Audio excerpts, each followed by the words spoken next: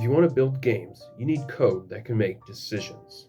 Every jump, every attack, and every game over screen relies on one core concept, and that is conditionals. In this video, we're diving into the essential Python code that handles the game's logic. You'll learn what conditionals are, how they work, how to use them, and how they power your favorite games. So let's dive in.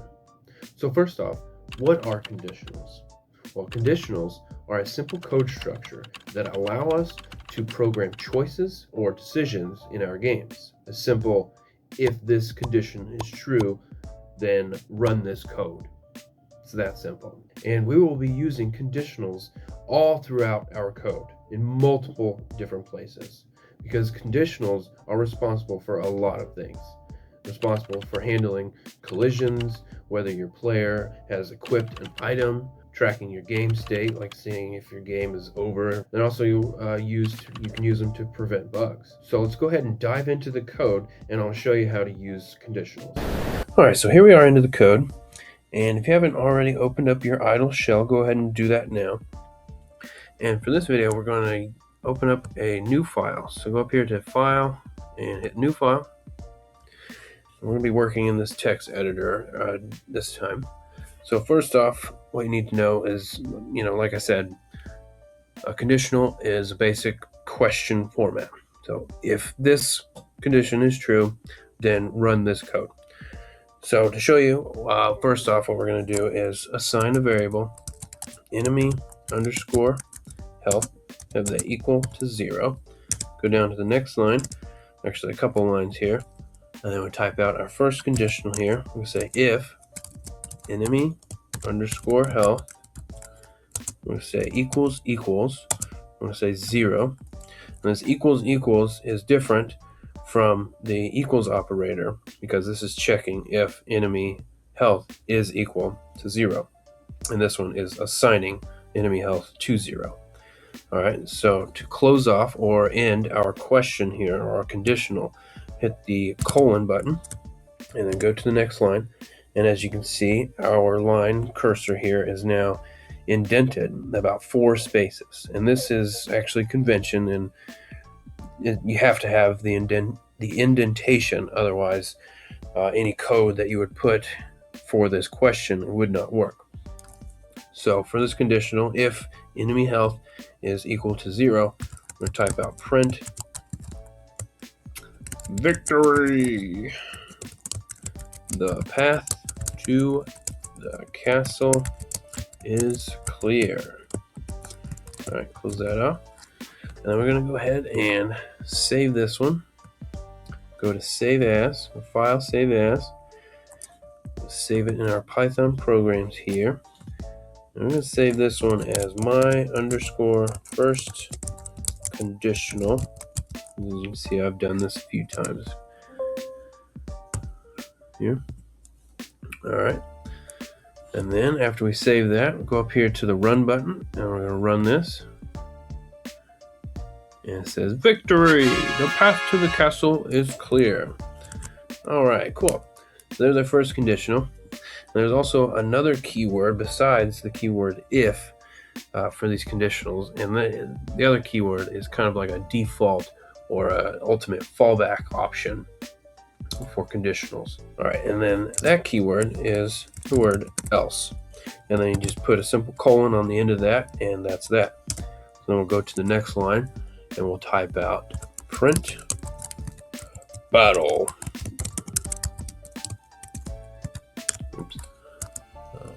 A monster blocks your path. All right, close that off. And we'll go up here and we'll change our enemy health to 10 so that it doesn't trigger off this first conditional statement here. So we'll go ahead and hit File and we'll save that. Then we're going to go ahead and run it. See if that else statement pops off. All right, it says battle. A monster blocks your path. All right, so there's that. Now another keyword that I wanted to show you is a keyword that we can use to check multiple statements. Okay, so let's go ahead and delete all of this. And then we're going to assign another variable. We're going to say player action, make that equal to shop. Okay. And we'll go down a couple lines here. We'll write our first condition here. Say if player underscore action is equal to, use the double equals on that. And we're going to say if it's equal to the string attack. We have that a colon to stop that conditional. Go down to the next line and we'll say print you swing your sword. Close that one off. And then go down a couple lines. We're going to use this new keyword here.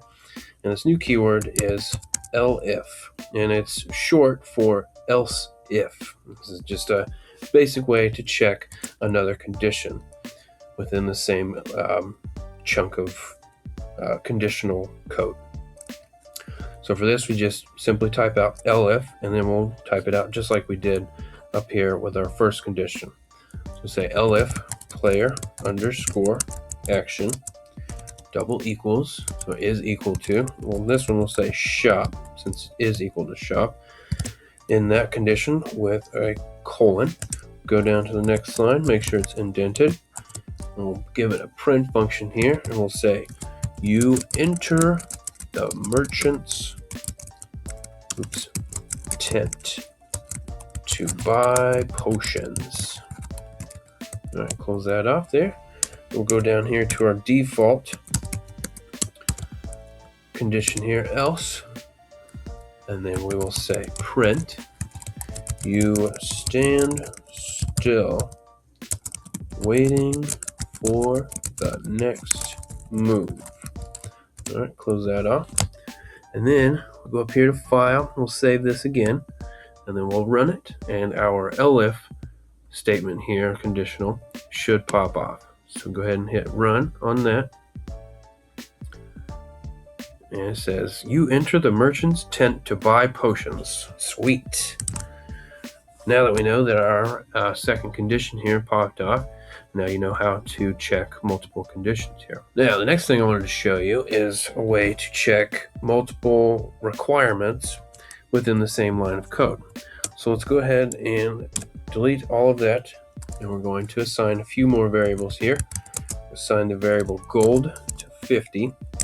Go down to the next line, we'll assign the variable level underscore requirement, have that equal to 5. Go down another level, we'll assign player level, have that one equal to 6. We'll go down a couple lines here for the look of it, and we'll put in our condition. So first thing we're going to check to see is if our gold is greater than or equal to 100. Okay, and if we wanted to check a second condition within this same line, we could do that with the keyword and then we just type out our second condition here, and then we type out player. We're going to check to see if our player level is greater than or equal to the level requirement. Okay, and then we're going to close that whole condition off there.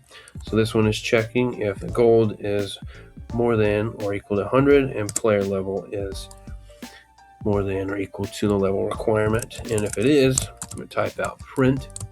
We can say you purchased the legendary sword. Kind of reminds me of How I Met Your Mother. All right, and we'll put in our default statement here, just in case. Say else. We'll say print you are either too poor or too weak for this blade. So sad. Close that off. All right, we'll go ahead and save this since we changed around the code again. We'll hit run, and then it should say that we're too poor or too weak. So let's go ahead and run that. And it says you are either too poor or too weak for this blade. Oh, so sad. That's all right. The next keyword I wanted to show you is one that we can use to check if either one of these is true. All right, and that keyword is simply or. Okay, so it says if gold is greater than or equal to 100, or the player level is greater than or equal to the level requirement, then it should print out you purchased the legendary sword. All right, so let's go ahead and save that. And then go to run module. And we got exactly what we needed or what we wanted. It says you purchased the legendary sword. All right, so next what we're going to do here is we're going to close this out and we're going to make a simple question and answer game. Let's go up here to File and New File. And we're going to type out our first question here, question_1. And if you remember back in our video where we installed Python, I showed you how to use the print function and the input function. And we're going to be using those in our little question and answer game here. So assign a variable question_1 to input, give it a pair of parentheses. The question we're going to ask here is what color is the sky? Give it a question mark and a colon. Don't forget that space after that. And then we're going to go down a couple lines and we're going to put in our conditional statement here. We're going to say if question_1 equals. We're going to say blue. We're also going to check to see if the user types in the word blue with the capital B. So we're going to say or question_1 equals blue, the capital B. In that condition with a colon, go down to our next line. We're going to say print, you are correct. Hey, woohoo! Close that one off. And then we'll go down here. Oop, we didn't close our string off there. There we go. Now we go down to the next line here. And then go here. Type in our else statement here. And then if we get that question wrong, I'm going to type out print. I'm going to say, sorry, that is incorrect. So sad. Close that off. Go down to our second question here. Make sure you go back to the edge here so we're not within these blocks of these conditionals. Type out our second question, question_2. Have that equal to an input function. Give it a pair of parentheses. And this question is, what type of game has towers to defend your base? Question mark, colon, space, single quote. Go down a couple lines. We'll put in our conditional here. Say if question_2 equals. And then for this one, we're going to say lowercase tower defense, or to check to see if the user puts in a capital T and D, say or question2 equals capital tower, capital defense. Close that condition off with a colon. And we're going to go down here and say print. Say you are correct. And oops, we forgot to close off our string there again. Sorry about that. All right, put down here a couple lines here. Put in our default block of code here. We'll say else. Say print. Sorry, that is incorrect. So sad. Close that off. Now for our final question, type out question_3 equal to another input function. Give it a pair of parentheses. We'll go back in here. We'll put in our question, and I'll say who is the brother of Mario in Super Mario Brothers? Question mark, colon, space. And it's pretty ironic since I'm wearing a Mario shirt today. Go down a couple lines. We'll put in our conditional here. Say if question_3 equals equals a lowercase Luigi, or check the other one, say question 3 equals equals capital L Luigi. Close that condition off with a colon. Go down here, get the question right. Then we'll say, you are correct. Woo-hoo. Now we're going to end that there. Go down here, get our default condition here, else. Say print, sorry, that is incorrect. Alright, and there is our question and answer game. So after that, go up here and go to File, and we're going to save as. Save it in that same folder here, Python program. And this one, I'm going to save it as my underscore first underscore program. Okay. Alright, now after you save that, go up here and hit run. We're going to say run module, and we're going to play our question and answer game. Alright, let me get my cursor down here. It says, what color is the sky? And I'm going to say blue, because it's blue, duh. It says, you are correct. Woohoo!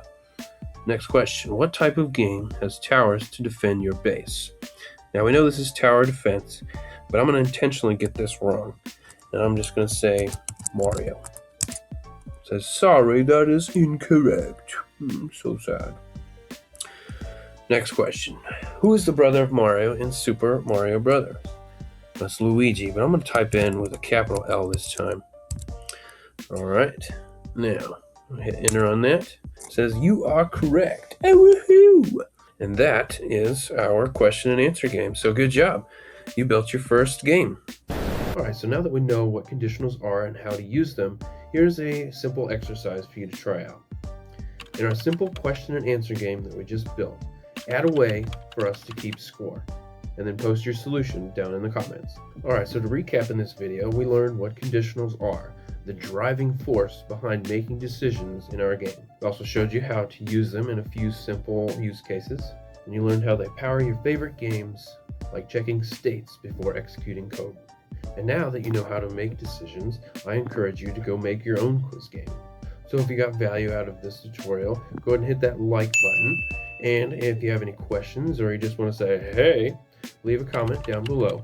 And don't forget to subscribe and hit that little notification bell so that you don't miss any future episodes.